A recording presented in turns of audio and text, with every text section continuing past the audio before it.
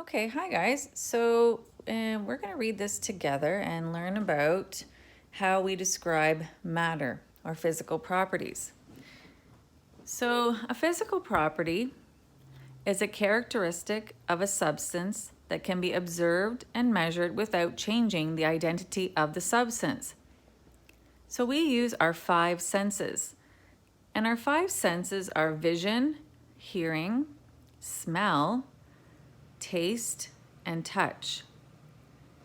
So we have two different types of physical properties, some that are qualitative and some that are quantitative. Quantitative physical properties can be observed and described without detailed measurements. So we do not measure to get a qualitative physical property. And some examples of these are color, and some examples of color are black, white, red, and blue. Odor, and how we would describe odor as sharp, pungent, which means very strong smelling, or odorless. Those are some words we can use to describe odor. There's also state, and state would be gas, liquid, or solid.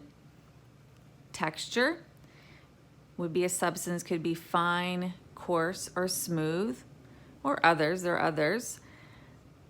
I've just given a few examples. Luster would be shiny or dull. Does it reflect light? Malleability, that is the ability to be molded into other shapes. And we would say something could be soft, pliable, or hard. Clarity, clarity means that the substance allows light through it. And we would describe the substance as transparent, meaning that all the light goes through. Translucent, so transparent would be like a glass window. Translucent would be like a piece of paper, so some light goes through. Or opaque, like a rock, and no light would go through. And you could test that with your cell phone light. Taste, there are many tastes, and some examples are sweet, sour, salty, or bitter. And the last one we're going to look at is ductility. And that is the ability to be pulled into wires. And that would be typically metals that are pulled into wires would have the property of ductility. We also have properties that are quantitative. And quantitative has the root word quantity, and those are properties that can be measured and assigned a particular numerical value. So they have a number associated with them. So for example, we have viscosity, and this would be the rate of resistance to flow.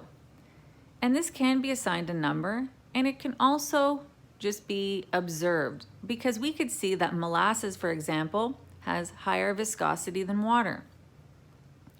Melting point, this would be the temperature of melting. So for example, ice melts at 0 degrees Celsius. Boiling point, this would be the temperature of boiling. And for example, water boils at 100 degrees Celsius. Solubility is another quantitative physical property, and it is the ability to dissolve in another substance in grams per milliliter. The opposite is something that is insoluble. So this is another property that we can just observe. We can observe if we put salt in water that salt is soluble in water, and we can also determine its solubility in a numerical sense as well. Hardness. This is the ability to scratch another material. So for example, diamond is harder than glass. Conductivity can be the ability to conduct heat or electricity. So for example, metals do conduct heat and electricity. Density is a ratio of mass to volume.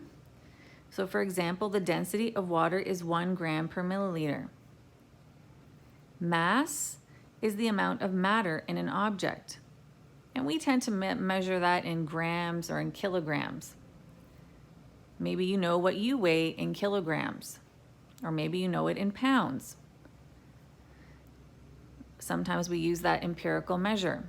Volume is the amount of space that matter takes up, and we could measure that in milliliters or liters. Those are the two measures that we tend to use.